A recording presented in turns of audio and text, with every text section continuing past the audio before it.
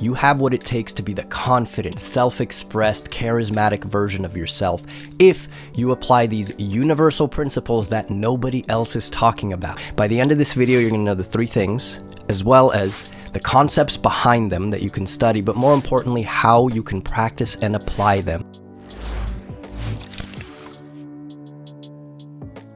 The first thing we're going to talk about is confidence. Now, confidence isn't taught correctly by most public speaking coaches because they tie it to your content. Oh, let's make your content better. Let's add some structure. Let's practice it a bunch of times. Then you'll be confident. Well, duh. Of course you're going to be confident if you're prepared. But the more you rise in leadership, the less time you have to prepare.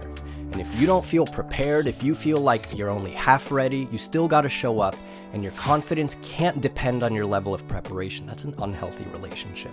At Ultraspeaking, we have one key idea, and I want you to tattoo it into your mind, and it's this: confidence does not depend on content. To actually train the skill of separating confidence from content, we have a game called Rapid Fire Analogies. The way it goes is it's going to have random sentences on the fly, and I'm going to complete them right now. Classical music is like starting a company because it's a symphony of team members. Driving fast is like working from home because you're stuck in traffic. Online dating is like beards because you do it and then it grows on you. Getting injured is like paper because you can get a paper cut and it's an injury.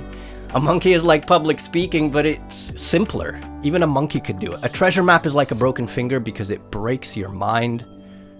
Notice how, regardless of what the sentence was, the skills that are required for this game are staying in character, ending strong, and speaking with a sense of certainty, which is ridiculous because there's so much uncertainty and unpredictability in these games.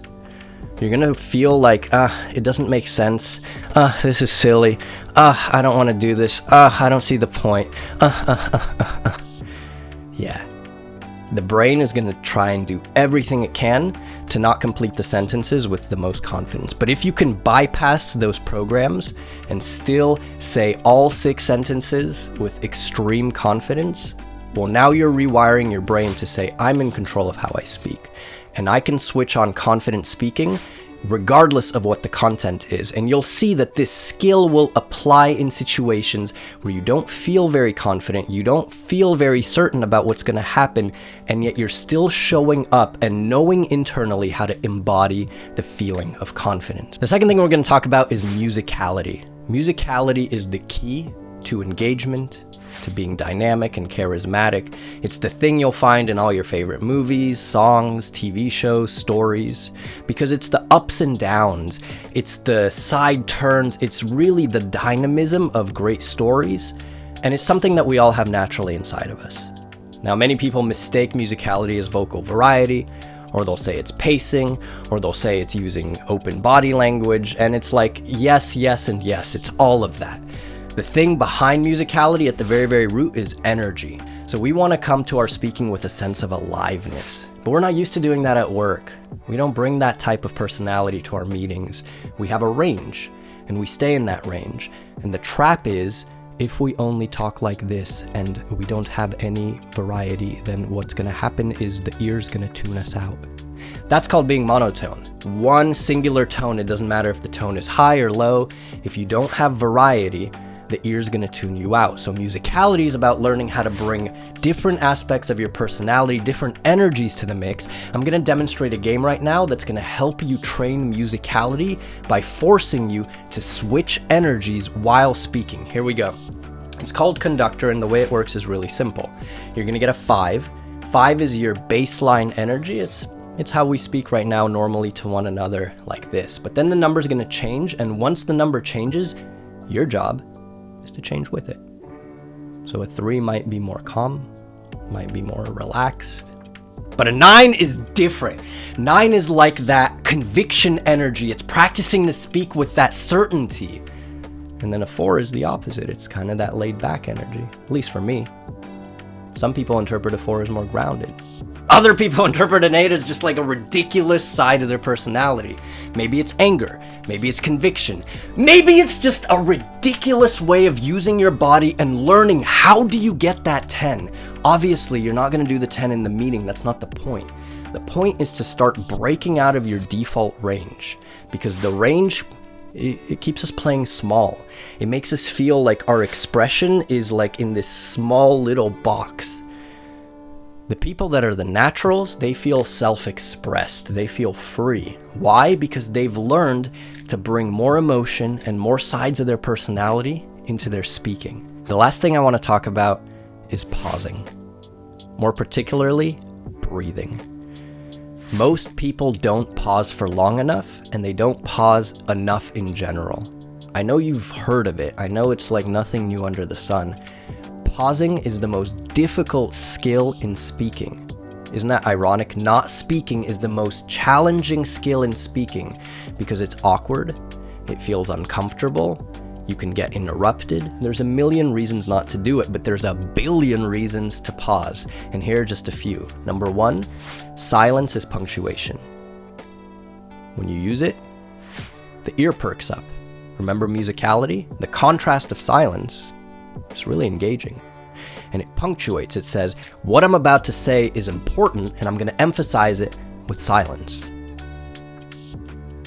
And that allows the listener to digest, to really think and ponder. It's actually a gift. Most people really appreciate when the speaker gives them some time to digest what they just said. More importantly, silence and breathing is an opportunity for you to connect with what you're saying and re-navigate. Because it's like a snow globe. When we speak, we start shaking the snow globe, and pretty soon all the snow is covering that idea that we wanted to share and starts getting fuzzy. And as a result, we might ramble, we might blank, we might go on and on and on. When we breathe, the snow settles, the idea becomes clear, and we can start to reconnect with what we want to say. The point is that we speak with a sense of anxiousness, with a sense of hurry, with a sense of anxiety, and that's normal because it's 3/4 of the population experiences speaking anxiety. So, how do we unwind that? Well, you can't do it overnight. You need to have a habit, and that habit is breathing while speaking. Every 20, 30, 40 seconds, can you make sure you take a meaningful breath? And it's all about the out breath. So it's not just pausing, it's about stopping and breathing. If you want to get better in a short amount of time, I don't know any other way that will get you faster results than the 30-day course at Ultraspeaking. Week 1 is on confidence, week 2 is on musicality, week 3 is on breathing and silence. Week 4 is on storytelling, and week 5 is on putting it all together. Those 5 weeks, you work with a coach in every class. But I also know that it's a big investment, and it might not be something that you want to spend so intensely on, so there's other ways. If you want to practice once a week, Ultraspeaking has live daily classes. We have classes every day to fit your schedule. All you got to do is pick one and show up, and then do it next week, and then do it next week. And in those classes, you're going to cover conductor, rapid fire, snow globe. You're going to get the practice in these fundamental skills so that you can begin to practice with adrenaline, which is such a key ingredient. If you're not ready for that, if you just want to practice on your own, well, these are the 3 games to do. Rapid fire analogies, conductor, and snow globe. These are the games you want to start training on your own, and do them before your meetings. Use rapid fire as a warm-up to get yourself into a more confident state. Use conductor to get your musicality going so that you remember to not speak in one tone, but to vary your energy. And then use snow globe to settle everything down, get grounded, and remind yourself that pausing is the most important skill in speaking.